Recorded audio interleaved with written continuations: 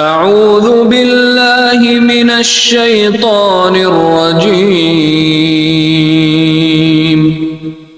بسم الله الرحمن الرحيم. الحمد لله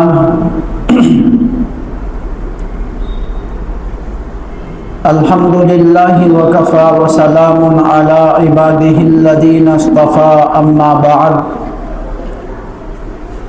فقد قال الله تبارك وتعالى في القرآن المجيد: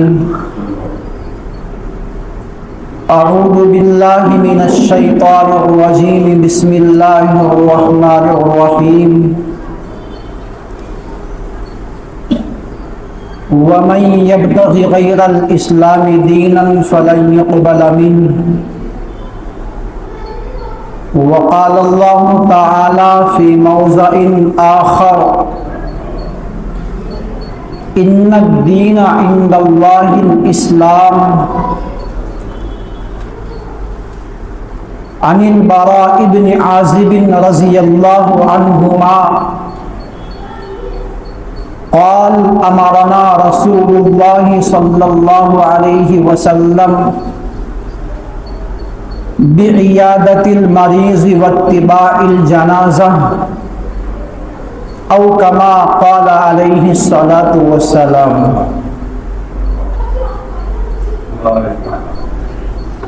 بزرگان محترم، عزیزان گرامی، ہم سب کے سب مذہب اسلام کو ماننے والے ہیں، اس لیے کہ مذہب اسلام عالم کے تمام مذاہبوں میں سب سے خوبصورت مذہب ہے۔ مذہب اسلام کی خوبصورتی یہ بھی ہے کہ مذہب اسلام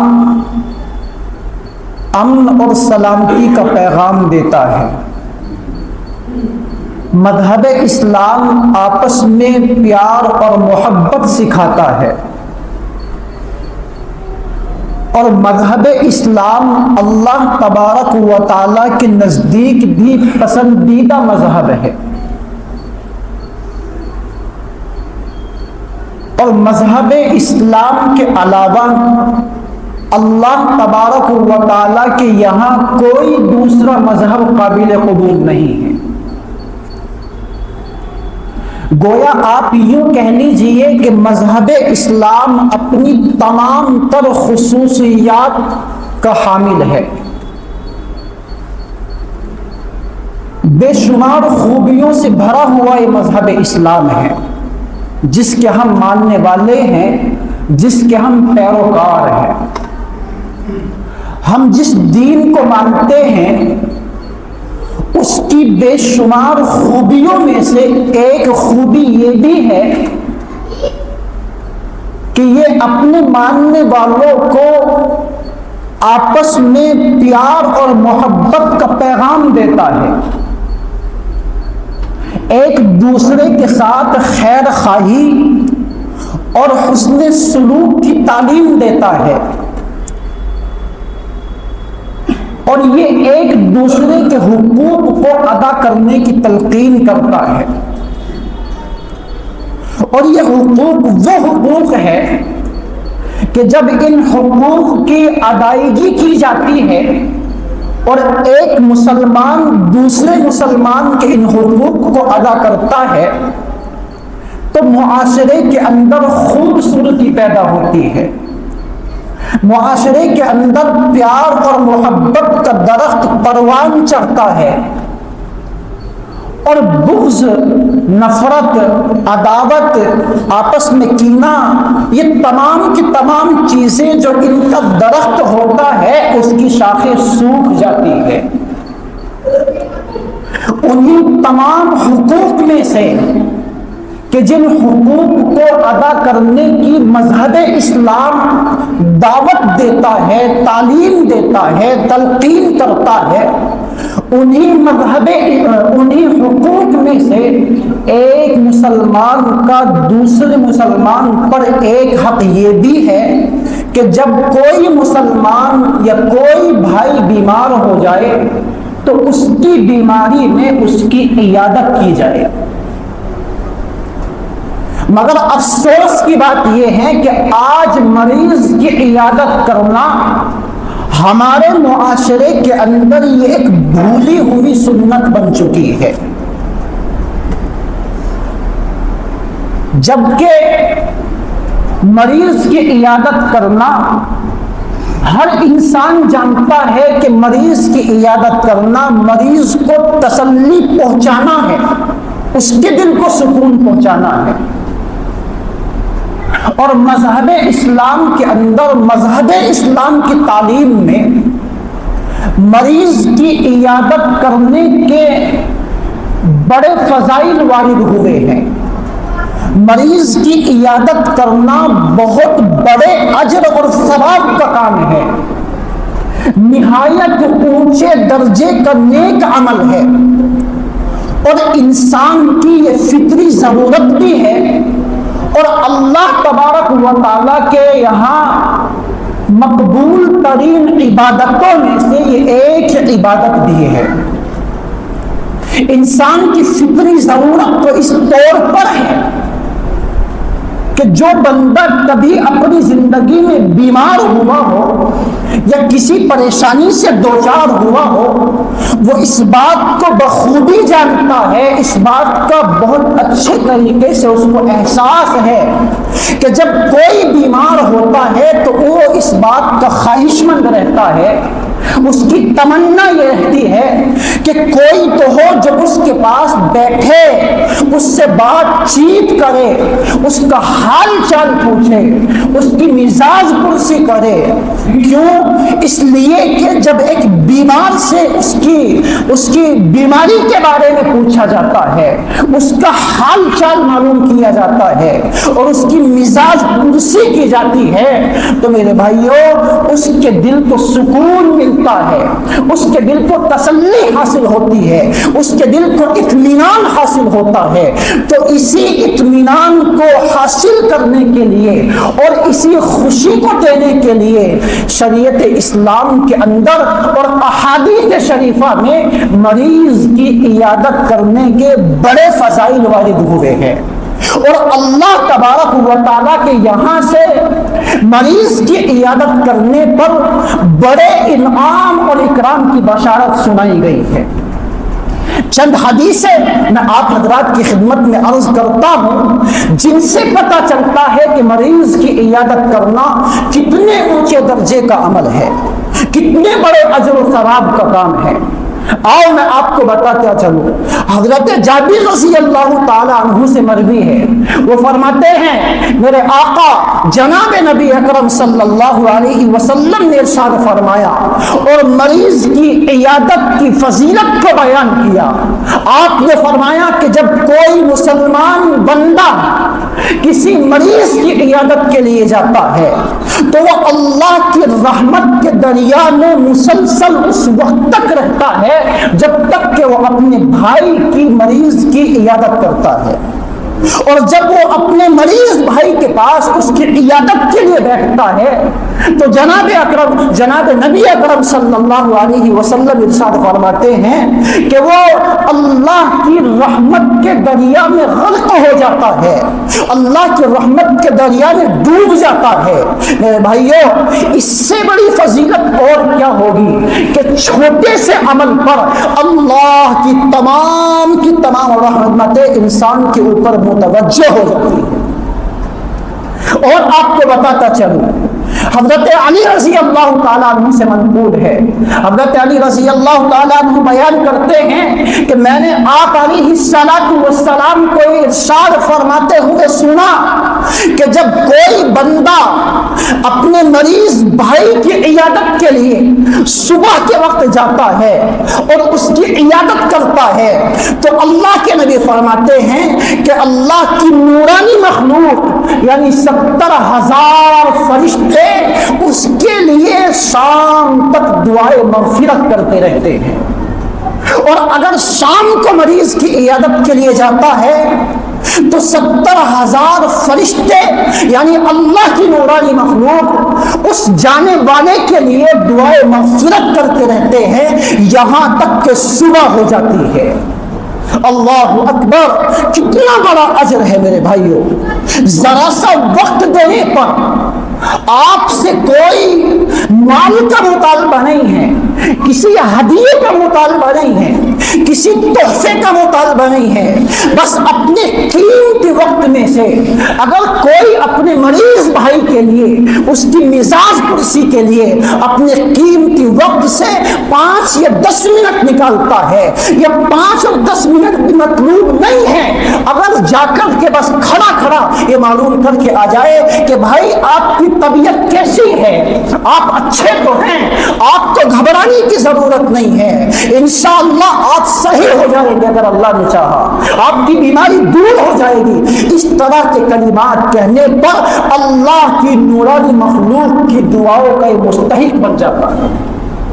آؤ اور بتاتا چلوں، حضرت ثوبان رضی اللہ تعالیٰ عنہ روایت کرتے ہیں، وہ فرماتے ہیں کہ اللہ کے نبی علیہ السلام نے ارشاد فرمایا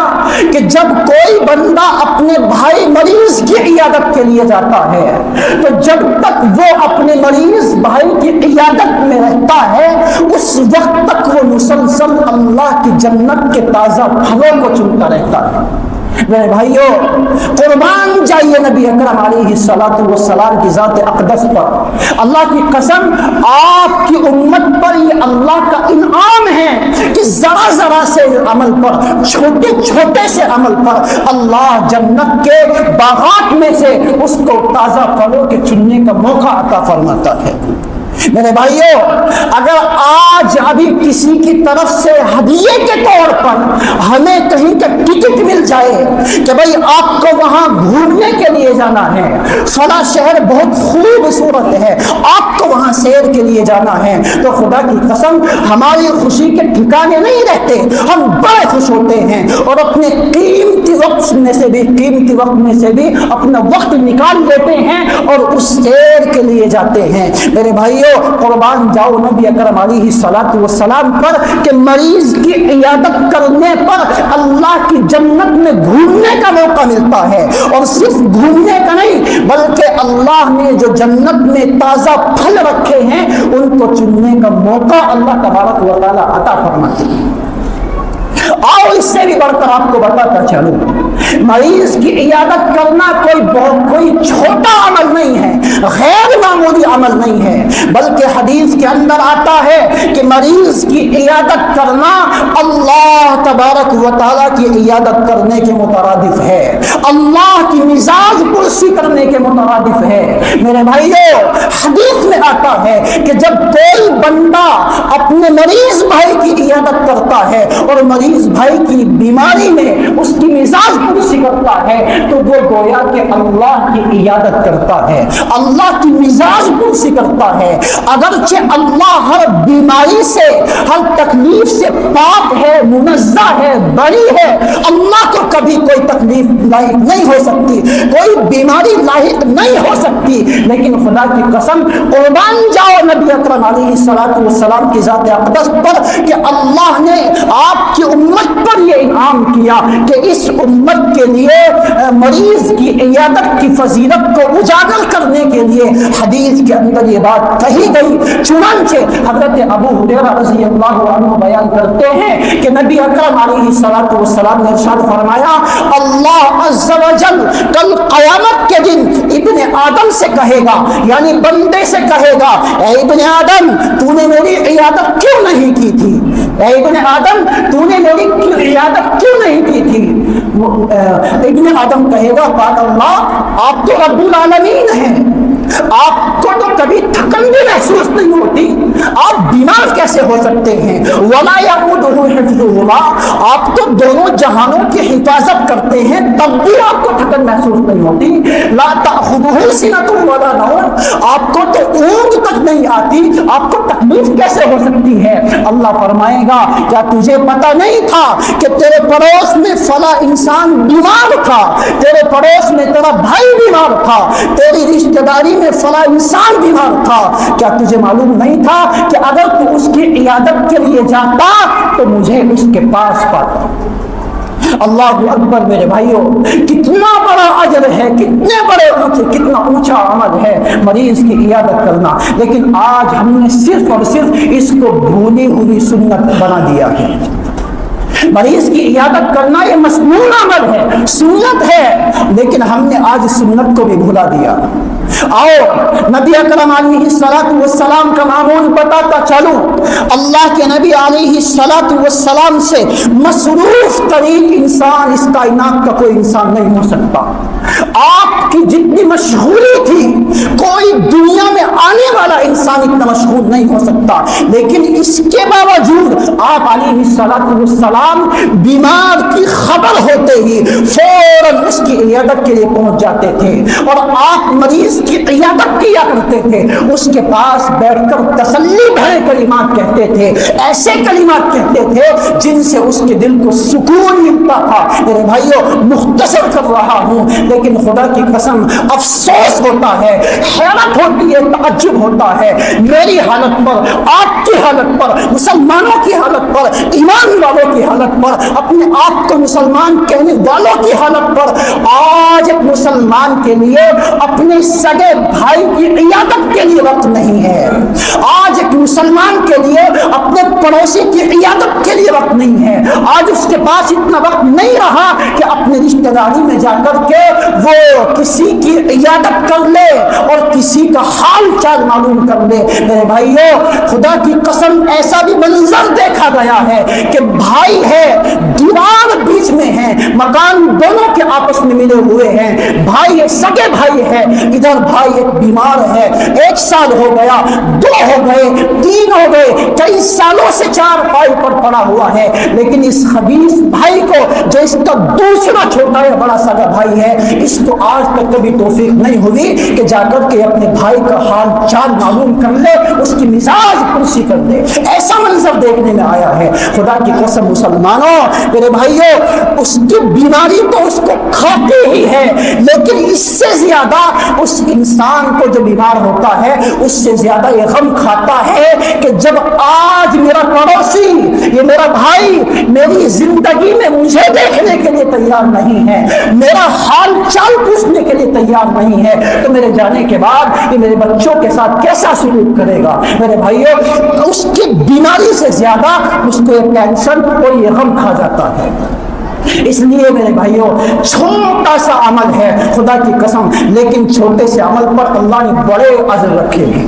آپ اگر صبح کے وقت میں 5 یا 10 منٹ نکال کر کسی بیمار بھائی کی عیادت کر لے تو آپ کو کوئی پریشانی, کوئی تکلیف نہیں ہوگی, اس لیے کہ اتنا وقت تو ہر انسان کے پاس ہوتا ہے. فضول وقت گزار دیتے ہیں دکانوں پر بیٹھ کر, چائے کی دکان پر میں نے دیکھا ہے خدا کی قسم گھنٹوں گھنٹوں وقت گزار دیتے ہیں اور کچھ نہیں ہوتا, کوئی کام کی باتیں نہیں ہوتی, مدرسوں کے خلاف باتیں, مسجدوں کے خلاف باتیں, اماموں کے خلاف باتیں, ایک دوسرے کی ٹانگ کھینچنا, ایک دوسرے کے بارے میں غیبت کرنا, اس کے علاوہ کوئی دوسرا کام وہاں نہیں ہوتا. میرے بھائیوں خدا را اس اپنے وقت کو قیمتی بنائیے اور اس وقت کو قیمتی بنا کر ایسے کاموں میں لگائیے جو آپ کا وہ وقت آپ کے لیے دنیا میں بھی کامیاب ہو اور آخرت میں بھی آپ کے لیے کامیابی کا باعث بن سکے.